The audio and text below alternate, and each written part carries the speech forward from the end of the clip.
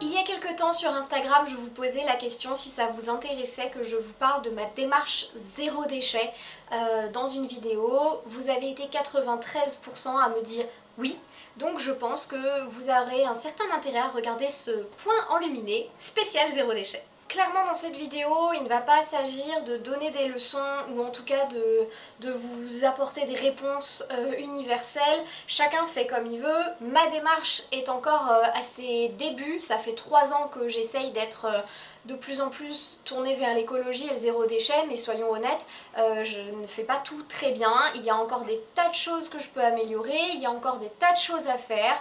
Pour l'instant, je voulais vous parler de mes solutions que j'ai trouvées actuellement, qui marchent pour moi. Il y en a, ça fait 3 ans que je les ai mises en œuvre, il y en a, ça fait un mois ou deux. Donc clairement, je suis pas là pour donner des leçons et pour vous dire quoi faire. Ceux qui me connaissent savent que l'écologie, avant, c'était quelque chose qui ne m'intéressait pas du tout. J'étais vraiment pas du tout intéressée, pas du tout concernée. Je pense même que j'étais légèrement réfractaire. Pour moi, l'écologie et toutes les démarches zéro déchet, etc., le végétarisme, c'était juste un truc de hippie qui pue et rien d'autre. Donc j'étais vraiment très réfractaire. Je pense que c'est aussi par peur, parce que finalement on découvre des choses quand on s'intéresse à l'écologie qui sont pas très rassurantes. C'est des fois un peu par, je sais pas, par peur, par inquiétude, par angoisse que c'est plus facile de fermer les yeux. Mais petit à petit, il y a des choses qui se sont débloquées dans ma tête, et notamment à partir du moment où j'ai commencé à travailler chez Lush. J'y ai travaillé pendant 3 ans, on peut dire des tas de choses sur Lush, du négatif, du positif, j'en ai rien à faire, je suis pas là pour parler de ça. Mais il y a des choses très positives qui en sont ressorties pour moi, puisque dans mon équipe, j'ai été entourée de gens qui étaient déjà intéressés par l'écologie. La marque propose des choses sur l'écologie qui sont très intéressantes, des questionnements et des solutions très intéressantes.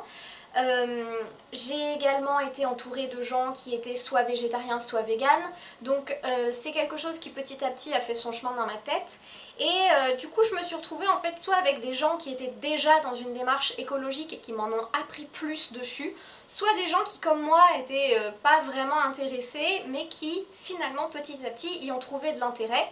Donc on a un peu grandi tous ensemble dans cette équipe et ça a été très agréable, et c'est là que pour moi j'ai vraiment découvert comment est-ce que je pouvais améliorer ma vie de tous les jours, en tout cas modifier légèrement ma vie de tous les jours pour qu'elle soit plus éco-responsable. Il y a donc 3 ans, le premier truc que j'ai fait, c'est de devenir végétarienne.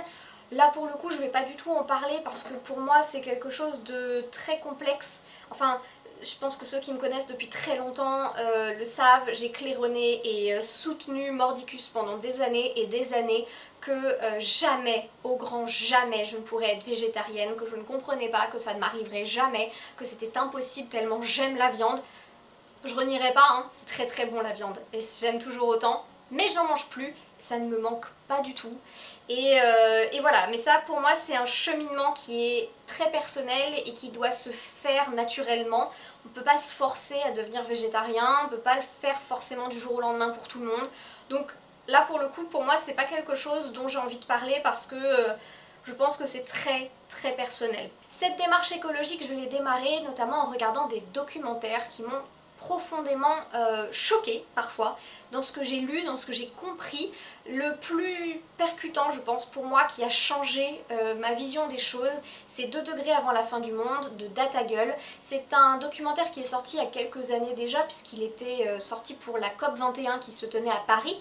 Mais vraiment, je pense que c'est celui-ci qui a le plus résonné en moi.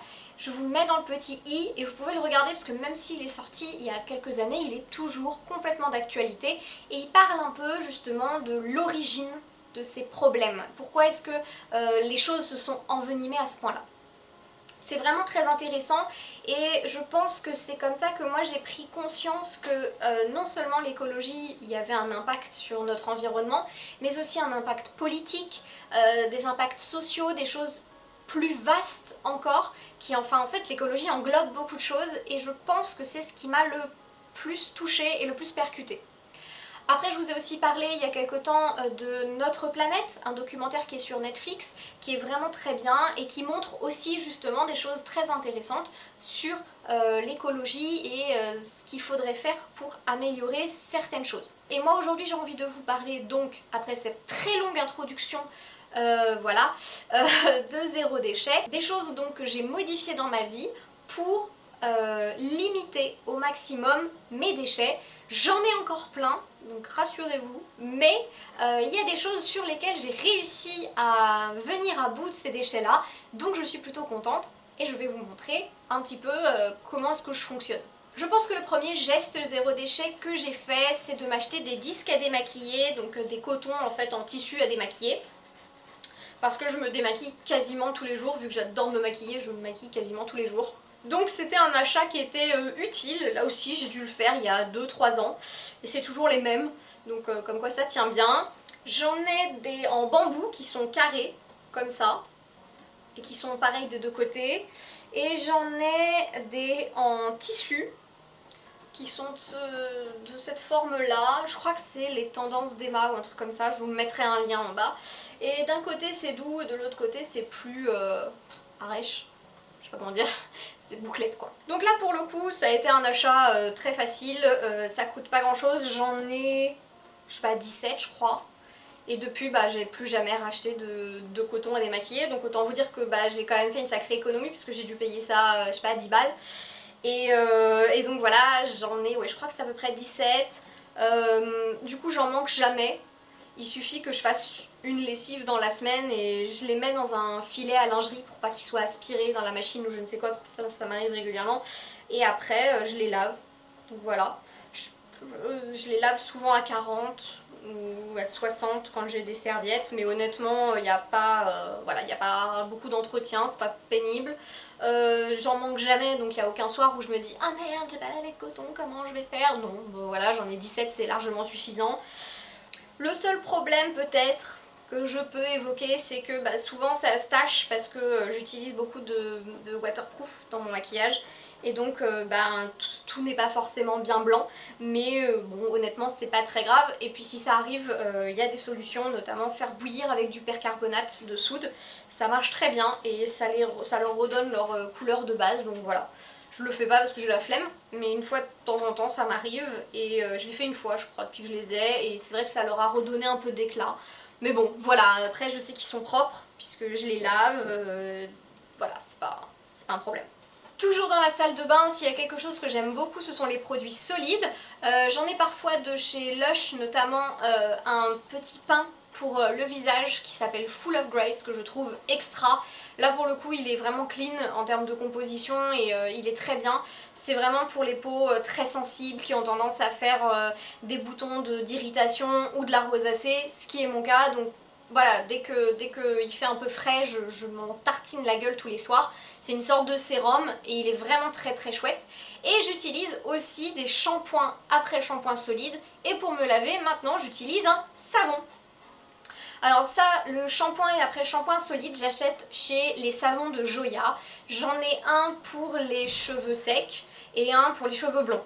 Que je trouve vraiment extra. Là j'essaye l'après-shampoing solide que je trouve pas mal du tout. C'est celui nourrissant et démêlant je crois. Que je trouve très chouette. De toute façon je vous mettrai des petits macarons et puis en barre d'infos je vous mettrai toutes les infos possibles et imaginables. Les savons de Joya c'est des super bons produits. Je les trouve géniaux. Ils sont hyper bons. Les compositions sont nickel. Et ça c'est quelque chose que je regarde beaucoup parce que chez Lush il y a une chose très positive aussi, c'est qu'à la formation j'ai appris beaucoup sur les composants et les compositions de produits. Donc j'ai appris beaucoup à reconnaître ce qui est bon et ce qui l'est moins. Chez les savons de Joya, ce que j'aime beaucoup c'est qu'ils n'utilisent pas d'huile de palme. Et ça c'est cool parce qu'en fait il y a beaucoup de produits solides, écologiques, qui sont avec de l'huile de palme, et c'est-à-dire que utiliser des produits écologiques avec de l'huile de palme, c'est un peu comme, je sais pas, faire un truc inutile. Donc clairement ces shampoings après shampoing, je les trouve très bien. Et le savon, donc j'utilise un savon pour le corps. J'ai une peau extrêmement sèche et qui s'irrite énormément. Et là je vais vous apprendre un truc extraordinaire pour ceux qui ne le savent pas. Vous pouvez utiliser des savons, des pains de savon pour le corps quand vous avez la peau très sèche. Il suffit de chercher des savons saponifiés à froid. Donc tout ce qui est marqué SAF, saponification à froid, vous pouvez y aller. Donc il faut vraiment, quand vous avez envie de vous tourner vers un savon solide, un pain de savon en fait pour le corps, plutôt qu'un gel douche, regardez bien ça, si c'est marqué saponifié à froid, vous pouvez y aller, il n'y a pas de souci. Ça ne va pas vous dessécher la peau. Après ça dépend les autres ingrédients, mais en général si vous en prenez un pour peau sensible, pour peau sèche, etc., c'est gavé d'huile et de beurre, vous pouvez y aller, au contraire ça va vous faire du bien. J'utilise également dans les produits solides un déodorant solide toujours de chez Lush, c'est le Aromaco que j'utilise. La compo est pas extraordinaire, mais honnêtement un petit bout comme ça me dure je sais pas 6 mois. Donc je trouve que déjà je m'y retrouve en termes de prix et en plus de ça je trouve très efficace et il reste zéro déchet. Donc au final l'un dans l'autre, je trouve que c'est pas si mal. Enfin je termine pour tout ce qui est dans la salle de bain, j'ai envie de dire, et je vais vous parler de quelque chose qui a clairement révolutionné mon cycle menstruel.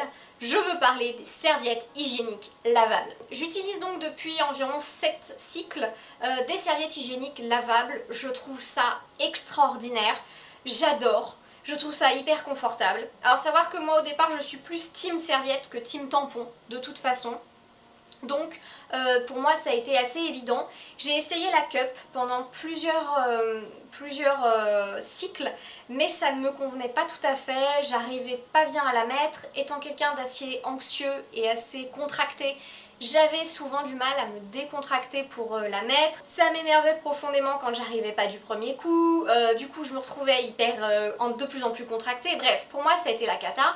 Et de toute façon, il fallait que je mette une serviette la nuit. Et en fait je me suis aperçue que le moment où je mettais ma serviette le soir était un vrai moment de libération pour moi, où je me disais « Oh, enfin une serviette !» Du coup je me suis dit « Je crois que la cup c'est pas pour moi. » Et c'est pas grave. Donc du coup je me suis acheté des serviettes. Au départ j'ai essayé la marque Plim, j'en ai acheté une. J'ai pas été transcendée parce que je les trouve trop souples. Moi j'aime que ce soit un peu plus rigide. Et donc j'ai découvert la marque Dans ma culotte qui là pour le coup a été extraordinaire. Donc moi j'en ai deux types. J'en ai des comme ça, donc plusieurs des comme ça, qui sont en fait celles que pour la journée, donc c'est flux normaux, celles-là.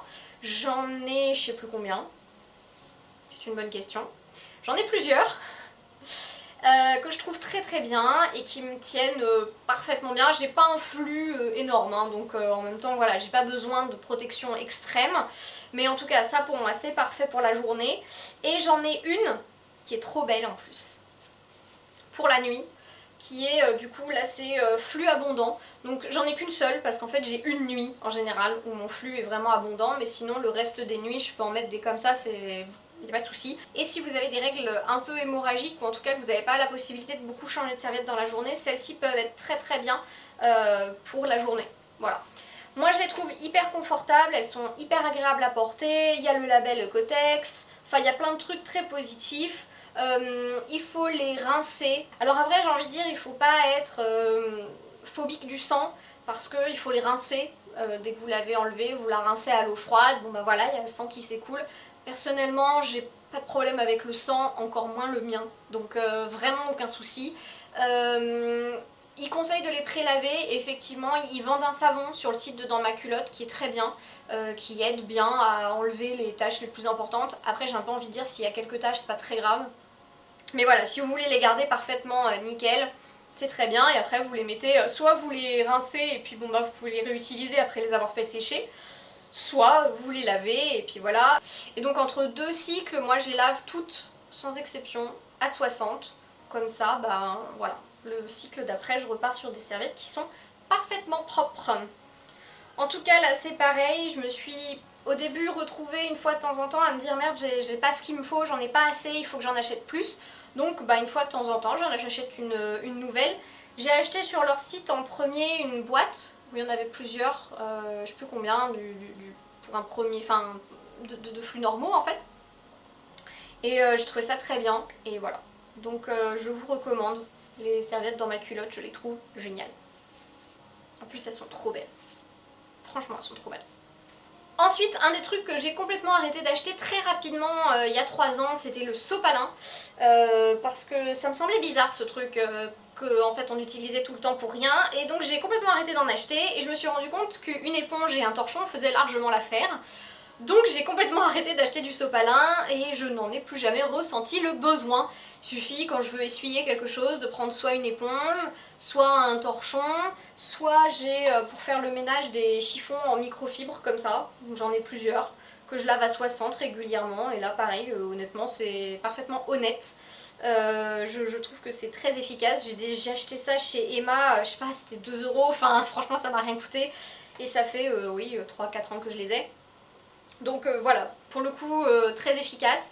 Le seul truc que pour l'instant j'arrive pas à changer, c'est que j'achète toujours des Swiffer, donc ça se jette. Et en plus je crois que c'est pas très écolo. Mais bon voilà, pour le coup ça c'est un de mes axes d'amélioration, un de mes objectifs, ne plus utiliser de Swiffer et de trouver quelque chose en tout cas qui remplace ou qui me permette de bien essuyer, enfin d'attraper la poussière aussi bien, parce que les chiffons microfibres je trouve pas ça aussi efficace. Bon, après c'est mon avis. J'ai essayé une fois de temps en temps de faire le ménage sans le Swiffer, en soi j'y arrive, c'est juste que je suis un peu accrochée à cette petite habitude, que je trouve ça vraiment pratique de passer juste un petit coup de Swiffer avant de faire quoi que ce soit, et ça c'est une habitude que j'ai du mal à perdre. On n'est pas parfait, c'est comme ça. Pour ce qui est de l'entretien de la maison, j'ai également arrêté d'acheter des éponges. Maintenant j'achète des éponges Tawashi comme ça. Je les achète dans un magasin à Paris dont je vais vous reparler après, où j'achète aussi mes produits d'entretien qui s'appelle The Naked Shop. Je vais vous en reparler. Après alors je sais qu'on peut en faire mais j'avais pas de planche avec des clous parce qu'il faut une planche avec des clous, j'avais pas ça donc j'ai dit bon c'est pas grave, je vais l'acheter toute faite. Donc j'ai celle-là pour la vaisselle que je trouve très très bien et j'en ai une aussi pour la salle de bain mais alors celle pour la salle de bain je l'ai depuis moins longtemps mais je la trouve parfois pas assez efficace, notamment parce que le savon parfois ça accroche. Enfin, j'ai acheté un savon pour les mains qui pour le coup laisse un dépôt dans mon lavabo et il y a des fois des dépôts dans le lavabo que j'arrive pas bien à enlever, donc peut-être qu'il faudrait quelque chose qui gratte plus. Voilà, si vous avez des solutions pour des trucs qui grattent un peu plus, je suis pas contre parce que parfois je trouve que c'est pas assez. Mais enfin, honnêtement, ça fait le taf, ça nettoie et c'est tout ce que je demande. Et pour la vaisselle, j'ai aussi acheté ça. C'est extrêmement mignon en plus. C'est donc en bois et en je sais pas quoi, en paille, je sais pas quoi. C'est une éponge. Pas du tout. C'est une brosse. Pardon. C'est une brosse à casserole et pour les poêles aussi que j'utilise. Donc les casseroles, notamment quand il y a un truc collé au fond que j'ai du mal à voilà, l'enlever, sachant que là il n'y a pas de côté grattant, vaut mieux avoir ça. Voilà, je trouve que c'est génial, je trouve que ça lave même mieux que les éponges grattantes qui durent pas très longtemps et qui sont pas du tout écologiques. Donc, je trouve pas ça si mal. On en arrive au cœur de cette vidéo, je pense le plus compliqué quand on essaye d'être zéro déchet, les produits d'entretien.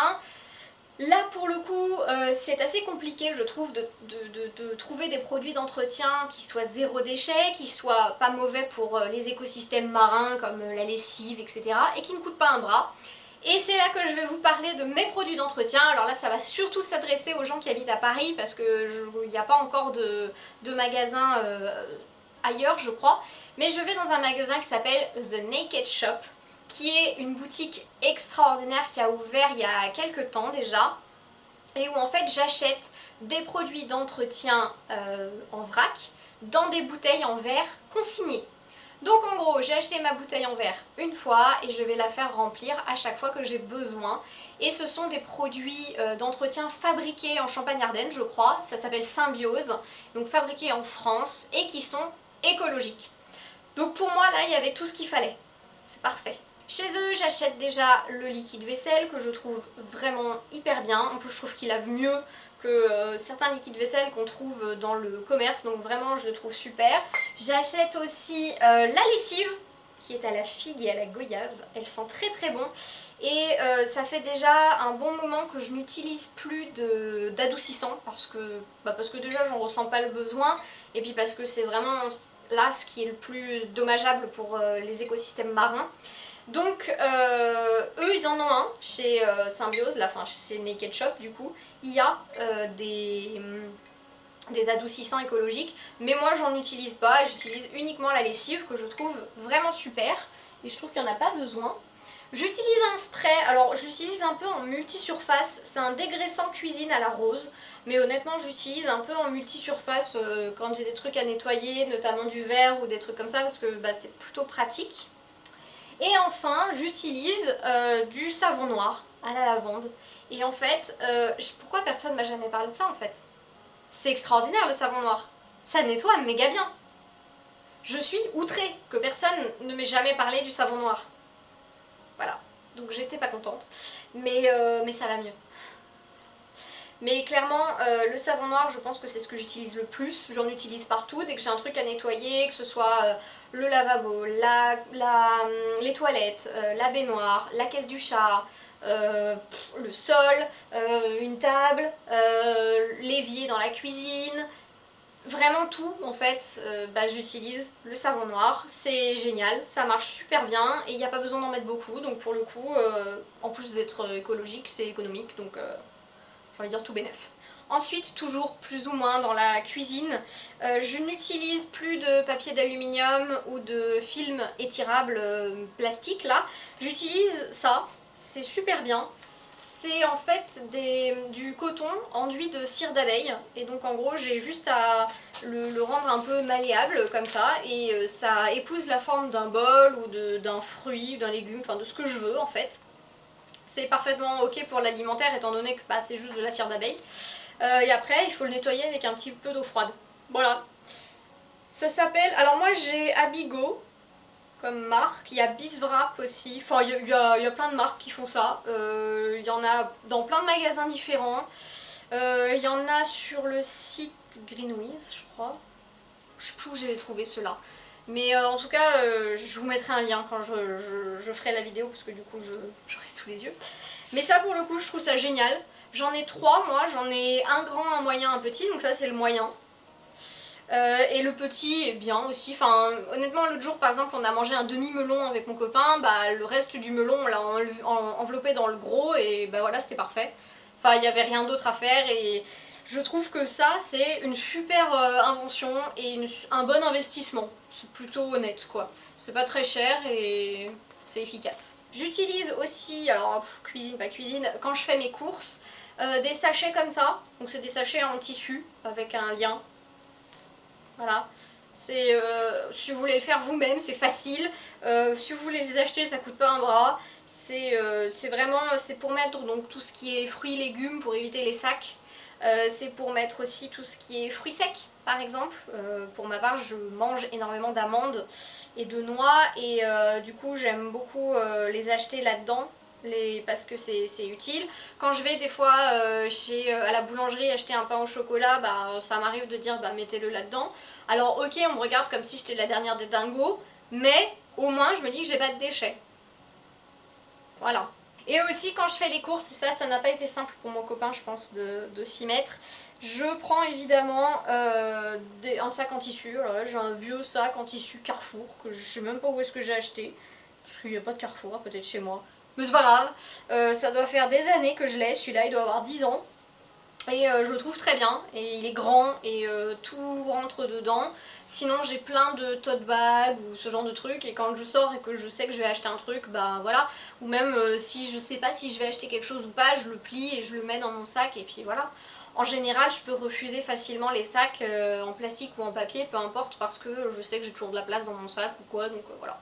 C'est pratique. Un truc aussi que j'ai presque arrêté d'acheter, ce sont des mouchoirs en papier, puisque je me suis fabriqué des mouchoirs en tissu qui sont de toute beauté, j'en ai plusieurs et donc voilà, donc c'est des carrés de tissu, hein, c'est pas compliqué. Je me les suis fabriqués parce que j'ai regardé sur des sites où ils en vendaient et que je trouvais que les prix étaient exorbitants pour un carré de tissu, donc je les ai fait moi-même. Et voilà, donc je trouve ça très très bien. Là je vais pas vous cacher, en été j'ai la rhinite allergique et je m'achète des mouchoirs en tissu parce que en fait c'est invivable.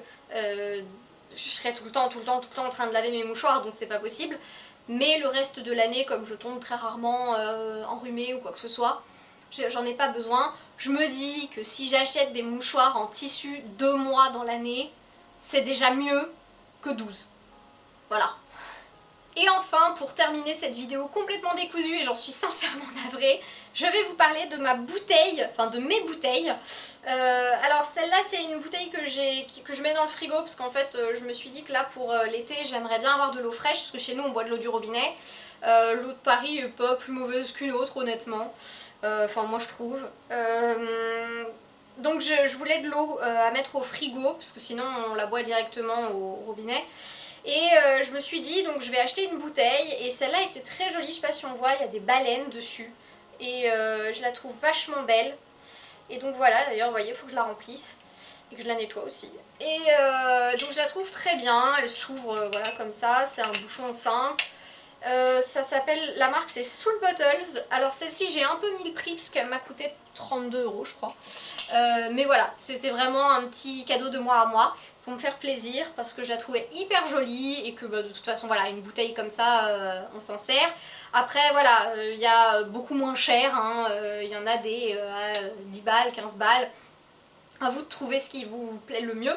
Moi c'était mon petit kiff de m'acheter une belle bouteille. Mais surtout pensez à ce que le goulot soit assez large pour faire rentrer un goupillon pour nettoyer l'intérieur parce que y en a besoin. Vous allez voir que l'humidité se dépose etc. et qu'il faut la nettoyer régulièrement.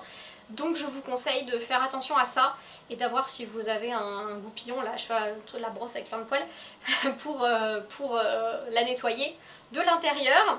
Et on reste dans l'hydratation puisque pour Noël j'avais demandé une gourde Quetch. Pareil, il y a des tas de marques différentes. Moi j'ai pris Quetch parce qu'elle garde pas trop mal au frais ou au chaud d'ailleurs, vous pouvez mettre les deux.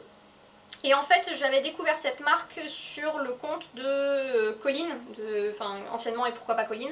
Et j'aime bien, je trouvais que la manière dont elle en parlait était pas mal et que c'est une bouteille quoi. Mais voilà, j'en ai offert une aussi à ma mère pour Noël puisqu'elle en voulait une. Et je les trouve vraiment super, donc pour le coup, maintenant je ne me trimballe plus nulle part sans ma petite gourde parce que je suis une assoiffée et que je bois tout le temps.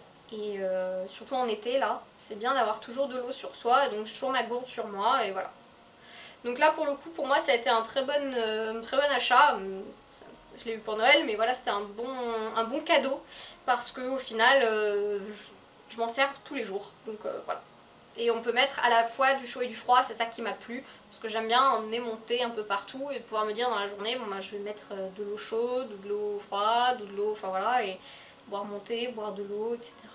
Voilà, cette vidéo touche à sa fin, j'espère que ça vous aura quand même intéressé parce que j'ai un peu l'impression d'avoir fait juste une liste de choses que j'utilise dans ma vie de tous les jours. Je sais pas si c'est hyper intéressant, en tout cas j'ai essayé de vous montrer vraiment ce qui pour moi ont été des changements dans ma manière de consommer ou en tout cas dans ma manière de vivre au quotidien, même si c'est pas des changements énormes, c'est juste des petites habitudes à modifier par-ci par-là pour s'habituer. N'hésitez pas si vous avez d'autres idées de choses zéro déchet que je pourrais utiliser. Je pense notamment aux trucs là pour nettoyer les oreilles à la place des cotons-tiges par exemple, ce genre de choses. Si vous utilisez d'autres choses utiles, n'hésitez surtout pas à me le dire. Je me sens pas trop légitime de parler de ça en vrai parce que j'ai un peu l'impression qu'il me reste beaucoup trop de choses à faire pour en parler. Cela dit, faut bien commencer quelque part et je suis quand même contente d'avoir changé pas mal de mes habitudes en 3 ans. Donc bon, voilà, je sais pas si je vous donne des pistes ou des choses que vous pourriez faire ou des idées. En tout cas voilà, comme je vous dis, j'espère que ça vous intéressera. N'hésitez pas si vous avez des questions ou si vous avez des choses à dire en commentaire, ça me fait très plaisir. Et en attendant une prochaine vidéo, je vous souhaite de bonnes vacances ou une bonne semaine si vous n'êtes pas en vacances. Et je vous dis à très bientôt.